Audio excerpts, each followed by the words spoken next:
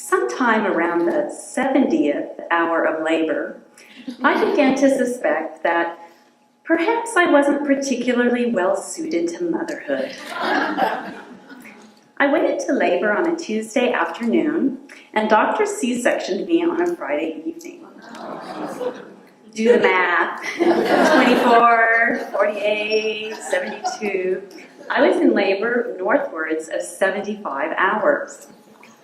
Although I was writhing in pain, my blood pressure was great and the baby was not in distress, so the doctors had decided to let it ride for a while. Easy for them to say. Now would be a good time to talk about the curious language of childbirth. Clinically speaking, labor begins with effacement.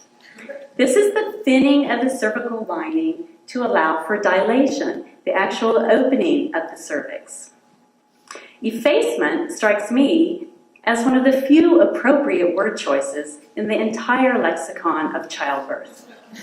How fitting that self-erasure be the first step in becoming a mother. I was effacing, but not dilating. So docs decided my labor should be enhanced. Enhanced. What a charmingly lovely word.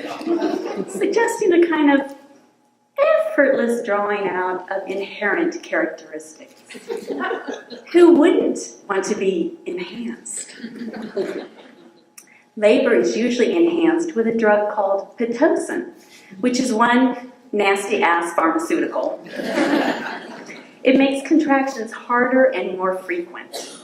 The contractions can be so intense that in some cases the woman's uterus has burst. Uterus burst. Two words that should never be joined in a single sentence. Doctors do take pity on women and give them a painkiller before administering the drug. A little painkiller sounded pretty good to me.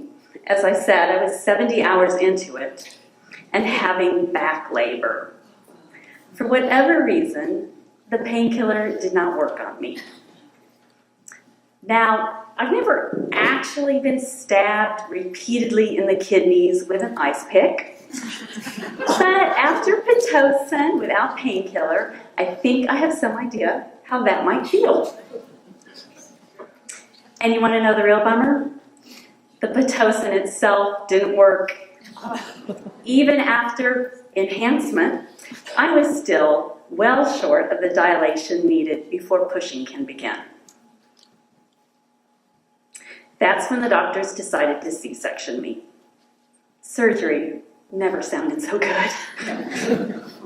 Exhausted and twitching like a jonesing junkie from shock and cold, I was handed my booby prize, 8 pounds, 3 ounces of baby girl. I felt destroyed. Effaced? Certainly. Enhanced? Not so much. She latched on effortlessly and began to nurse. So this is motherhood, I thought. Equal parts brutality and tenderness.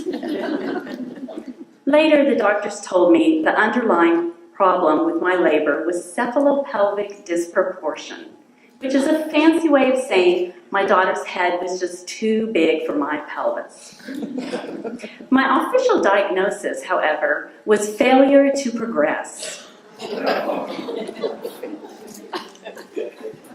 I have a partial answer to the age-old question, what do women want? I do not want to be told, after however many hours of ing and ing through tsunami contractions, that I am a failure. If we can come up with the mannered ED for erectile dysfunction, surely we can coin a more ego-friendly term for women who do not dilate. Can you imagine diagnosing a man with failure to erect?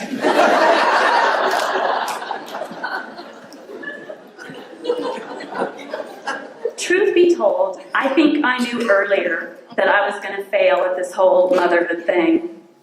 Late in the pregnancy, my doctor thought I might be developing gestational diabetes.